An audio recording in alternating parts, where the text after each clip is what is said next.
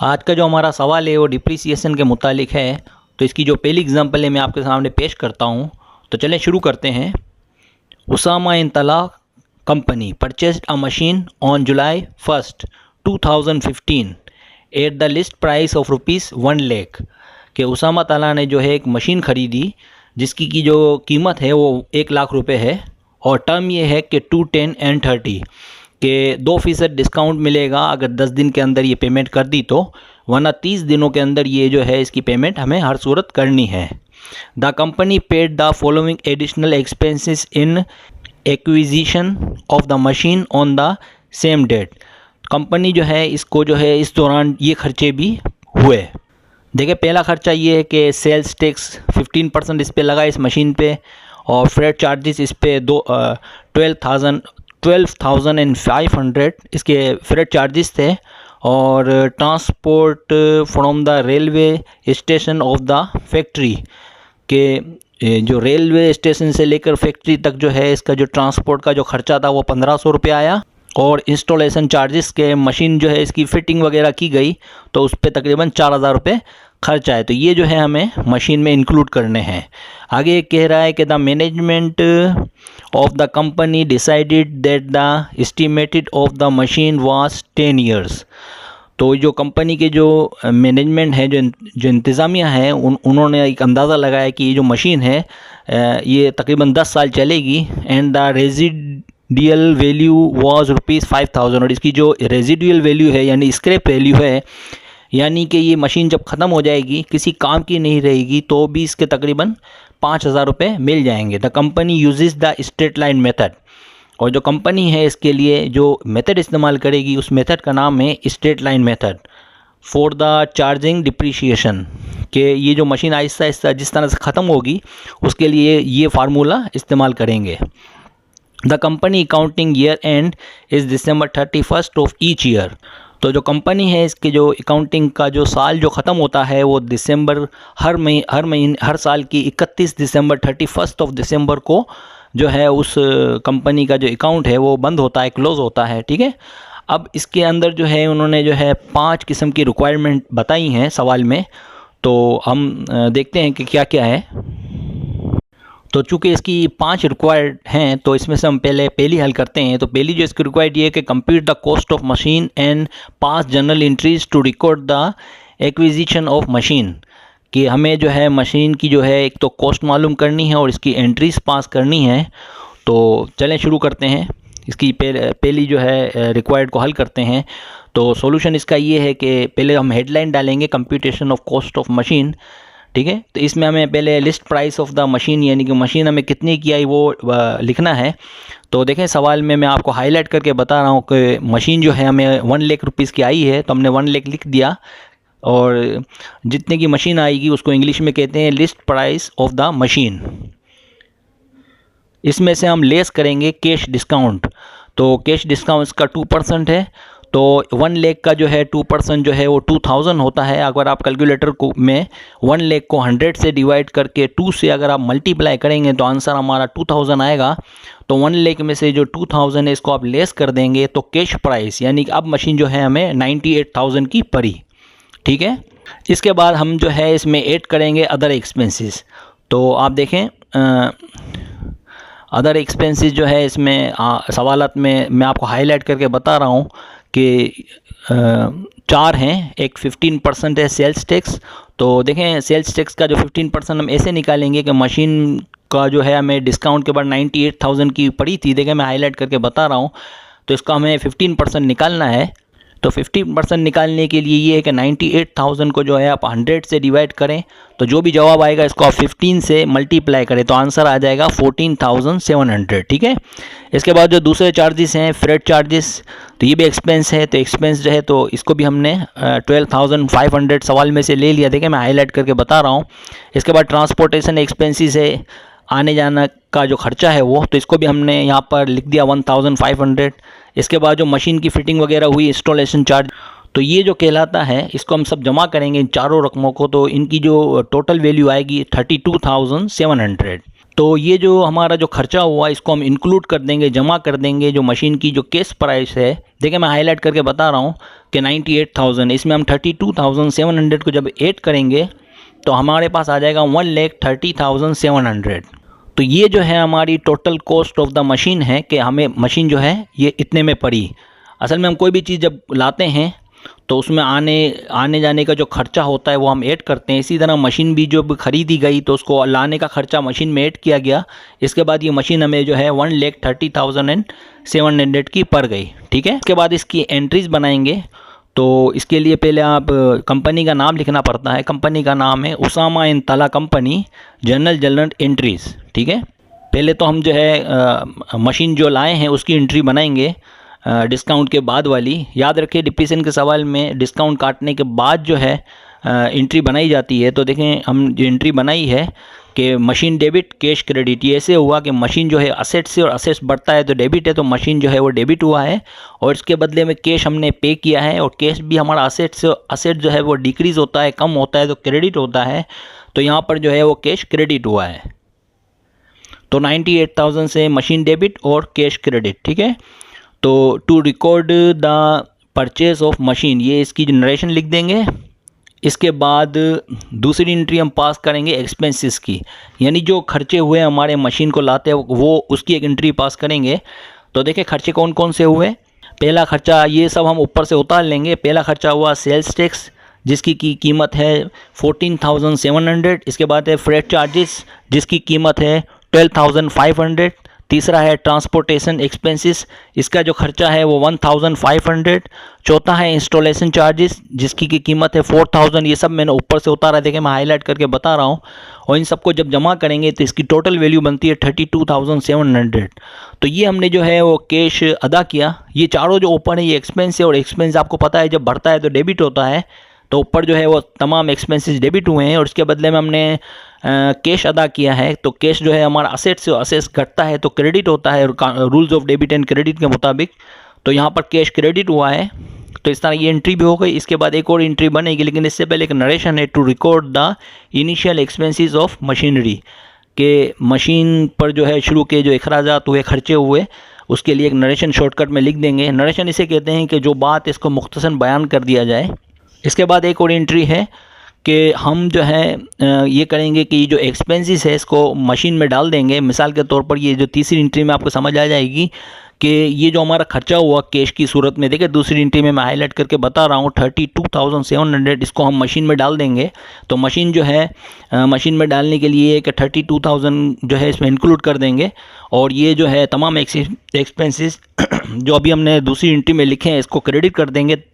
मिसाल के तौर पर ये सवाल में बताया कि मशीन डेबिट 32,700, ये वो तमाम खर्चे हैं जो दूसरी एंट्री में है, जो कैश की सूरत में, देखें मैं हाईलाइट करके बता रहा हूँ 32,700, इसको हमने मशीन में डाल दिया तो मशीन डेबिट हो गया। और ये जो ऊपर खर्चे हैं इसको सबको ख़त्म कर देंगे। और आपको पता है डेबिट और क्रेडिट आपस में कट जाते हैं तो ख़त्म हो जाते हैं। तो हमने पहले जो sales tax, fresh charges, transportation, ये जो चारों चीज़ें थी इसको डेबिट किया था, अब इसको क्रेडिट कर देंगे तो डेबिट और क्रेडिट कट जाएगा। इस तरह से ये सब जो वैल्यूज़ हैं ये जो 32,700 मशीन में इंक्लूड हो जाएगी। तो इस तरह से हमने जो है पहली रिक्वायर्ड जो है पूरी कर ली। अब इसकी जो दूसरी रिक्वायरमेंट है वो ये है कि compute the annual depreciation expenses of the machine, कि हमें जो है सालाना इसका डिप्रिसिएशन निकालना है। तो इसके लिए आप जो है देखें हेडलाइन डालेंगे कंप्यूटेशन फॉर एनुअल डिप्रिसिएशन। और ये जो एनुअल डिप्रिसिएशन है इसके लिए हमने जो फार्मूला यूज़ किया है वो है यूजिंग स्ट्रेट लाइन मेथड। ठीक है, तो देखें इसका फार्मूला ये है कि मैंने लिखा हुआ है कि annual depreciation expenses is equal to cost residual value upon estimated life in years. ठीक है, तो हमें ये करना है कि देखिए फार्मूले पे गौर करें कि कॉस्ट में से जो है हमें रेजिडुअल वैल्यू माइनस कर देनी है। तो रेजिडुअल वैल्यू देखें मैं हाईलाइट करके बता रहा हूँ क्या होती है, कि मैंने आपको बताया था कि मशीन जब ख़त्म हो जाएगी तो उसको जब बेचेंगे तो इसके 5,000 जो मिलेंगे, जिसे हम इंग्लिश में स्क्रैप वैल्यू भी कहते हैं, तो इसे रेजिडुअल वैल्यू कहते हैं। ठीक है, तो अब देखें फार्मूले के अंदर ये वैल्यूज़ पुट कर देते हैं। तो हम जो है इसकी वैल्यू पुट कर रहे हैं कि annual depreciation expenses is equal to, अब देखें कॉस्ट क्या है इसकी, देखिए मैं हाईलाइट करके बता रहा हूँ, इसकी जो कॉस्ट है वो है 1,30,700।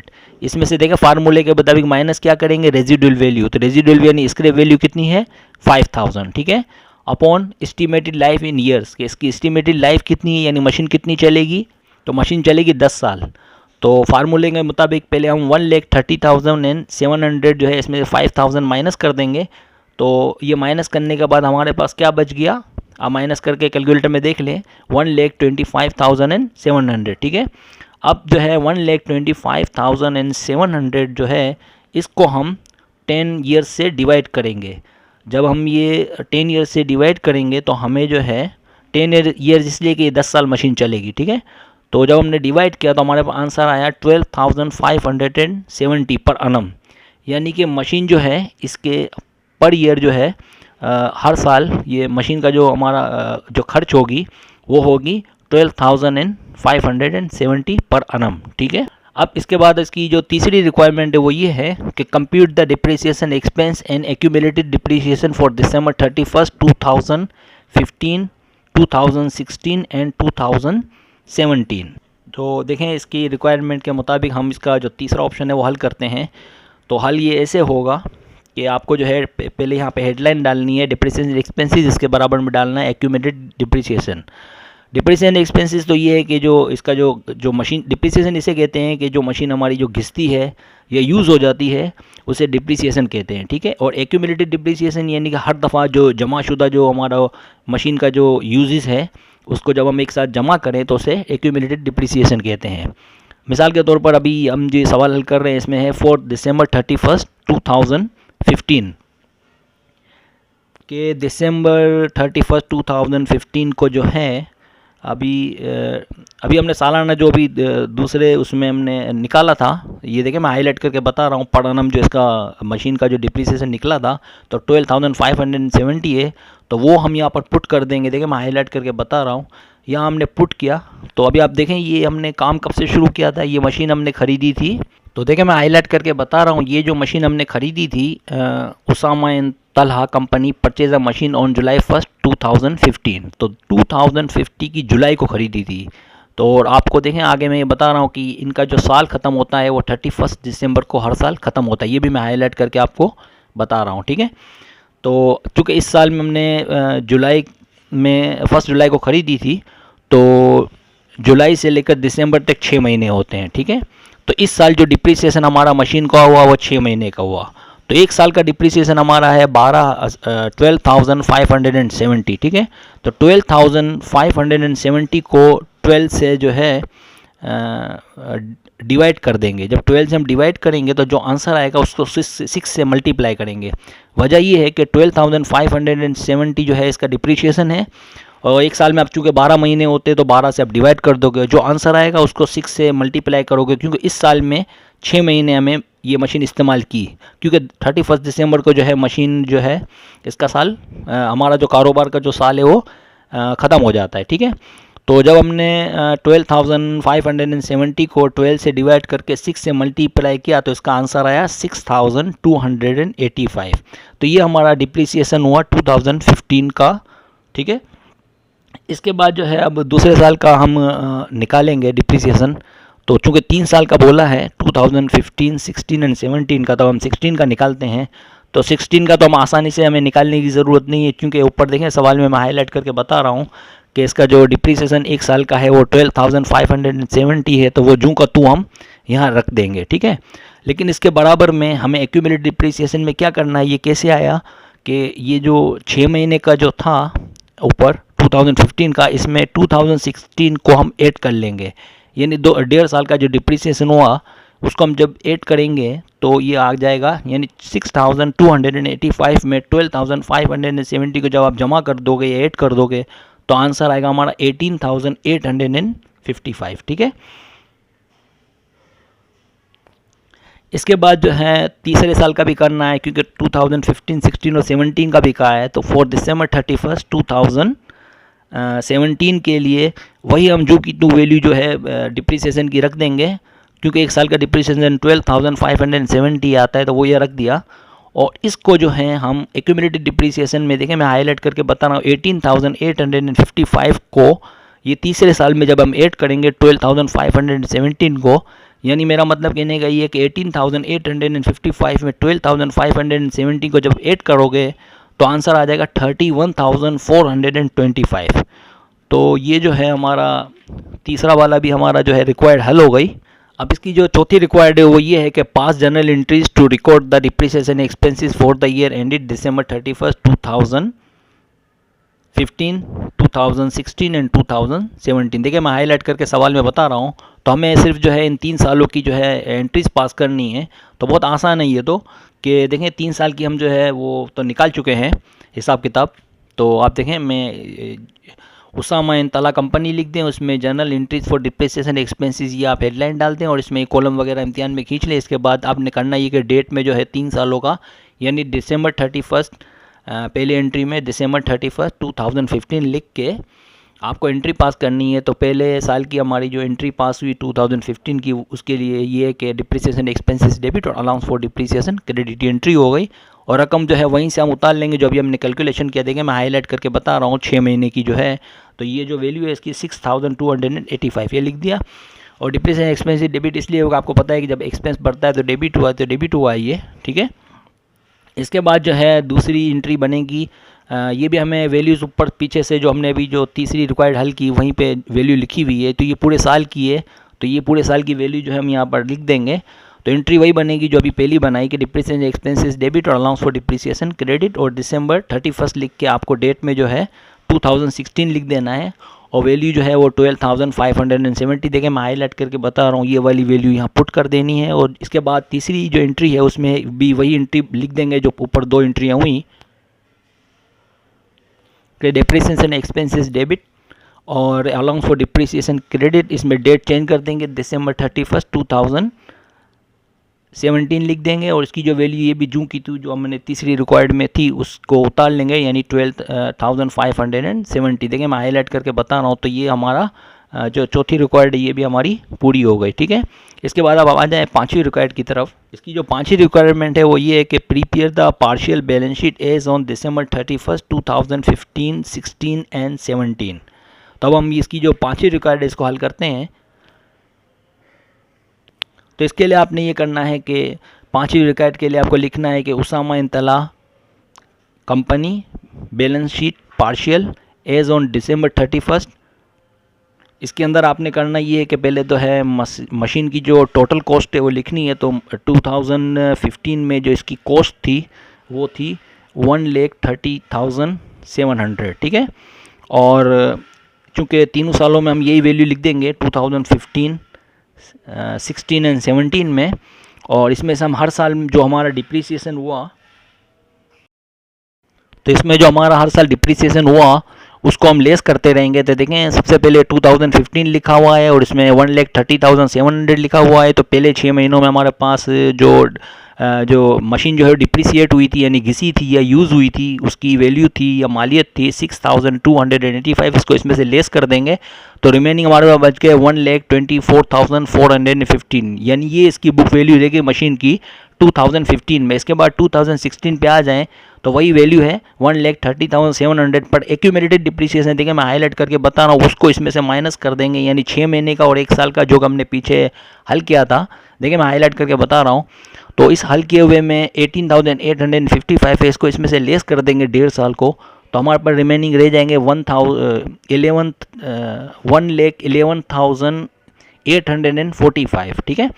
इसके बाद 2017 में आ जाएँ तो वही वैल्यू है 1,30,700। उसमें से हम एक्यूमुलेटेड डिप्रिसिएशन जो है वो 3 सालों का वो माइनस कर देंगे।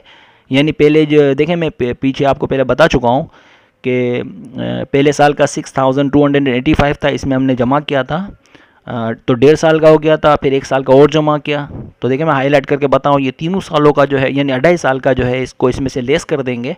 तो 2.5 साल में जो मशीन यूज़ हो गई उसकी मालियत थी 31,425। देखिए मैं हाईलाइट करके बता रहा हूँ। तो रिमेनिंग हमारे पास जो पैसे रह गए, यानी मशीन की जो वैल्यू रह गई वो रह गई 99,275।